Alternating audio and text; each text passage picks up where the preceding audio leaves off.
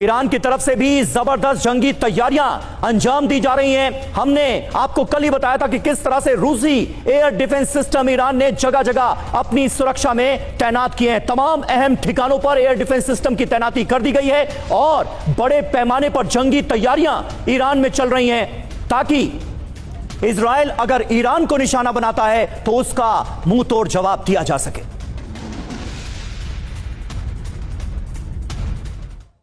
तो Ayatollah Khamenei की जंगी तैयारी कैसी है, ये आपको अब बताएंगे रवि।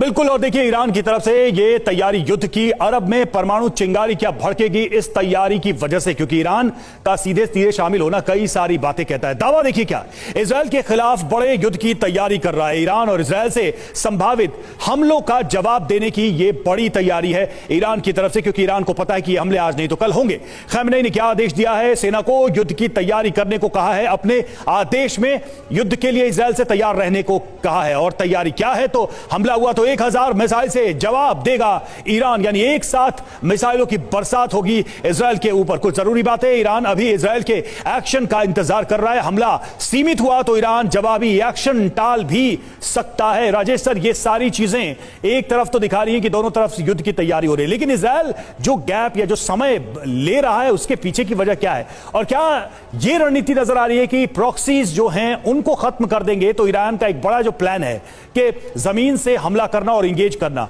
वो खत्म हो जाएगा। रवि, आप बिल्कुल सही कह रहे हैं कि जो इनकी स्ट्रेटजी है इजराइल की, मेरे ख्याल से हिजबुल्लाह को पहले ख़त्म करने की है, इसके बाद शायद वो ईरान की तरफ बढ़ेंगे, क्योंकि ज़्यादा फ्रंट्स खोलने से सारा एफर्ट डाइल्यूट हो जाता है। और अभी जिस तरह से वो टारगेट कर रहे हैं इनके एम्यूनिशन डंप्स, तो आप देखिए कि अभी रूसी हथियार जो वहाँ पे हैं तो उनको रिप्लेनिश करना थोड़ा सा मुश्किल होगा, क्योंकि रूस को भी अपनी वॉर में जो है सारे हथियार चाहिए।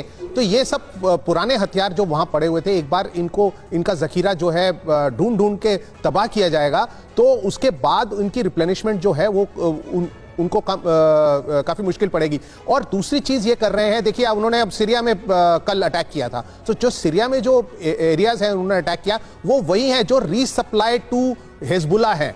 तो अगर उनकी रीसप्लाई उन्होंने बंद कर दी तो धीरे धीरे वो, और लीडरशिप तो उन्होंने ख़त्म कर ही दी है, जैसे दत्ता साहब ने बताया कि अब IRGC वाले लोग आए हुए हैं, तो इसलिए ईरानी ठिकानों पे भी किया जा रहा है। तो उनकी स्ट्रेटजी बहुत क्लियर है, हमास के मॉपिंग अप, उसके बाद हिजबुल्लाह, उसके बाद देखेंगे अगर ईरान को कुछ करना है या नहीं करना है। और जो नेतन्याहू के घर के ऊपर जो उन्होंने अटैक किया है, उससे जो लेजिटिमेसी मिली है ईरान की लीडरशिप को डायरेक्टली अटैक करने की, मेरे हिसाब से ईरान पहले लीडरशिप को अटैक करेगा, उसके बाद भी जो है मिलिट्री ठिकाने या बाकी टारगेट्स को करेगा। तो उनकी स्ट्रैटेजी बहुत क्लियर है, हिजबुल्लाह को पहले खत्म करना है। और एक चीज उन्होंने बीच में एक ट्राई करी थी जो ज्यादा सक्सेसफुल नहीं हुई, वो ये था, उन्होंने बताया कि एक बिल्डिंग के नीचे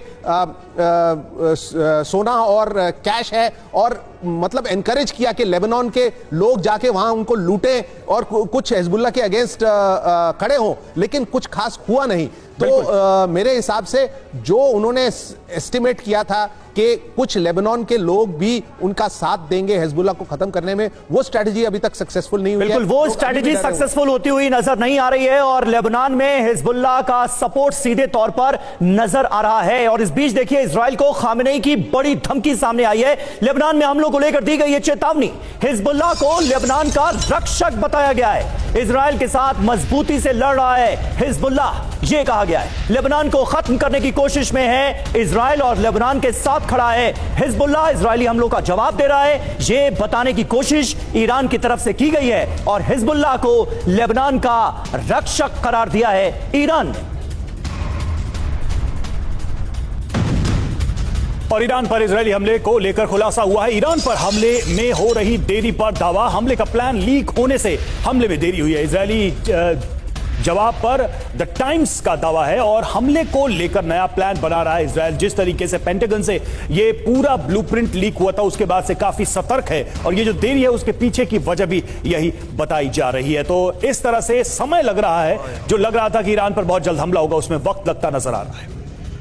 और नेतन्याहू की आखिरी बाजी, ईरान में जल्द तबाही। देखिए दावा क्या किया जा रहा है इसे लेकर, ये अब हम आपको बताने जा रहे हैं। नेतन्याहू की आखिरी बाजी, ईरान में कैसे जल्द तबाही लाई जाएगी, दावे क्या है, हमले का प्लान लीक होने पर ईरान पर हमले में देरी हुई, ईरान पर हमले के लिए नई रणनीति बना रहा है इजराइल, और इजराइल की तरफ से पहले ही यह कहा गया है कि जब हमले होंगे तब पता चल जाएगा कि हमलों में देरी क्यों हुई।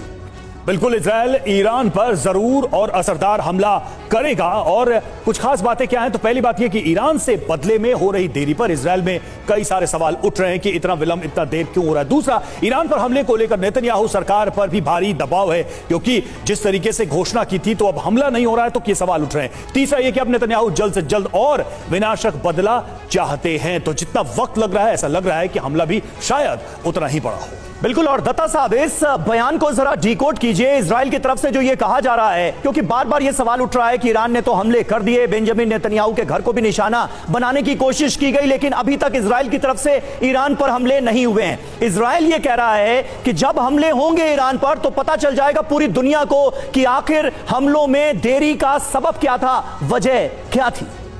बिल्कुल सही है। जो ये डिले हुआ है इजराइल की रिस्पॉन्स का, इसके दो कारण हैं।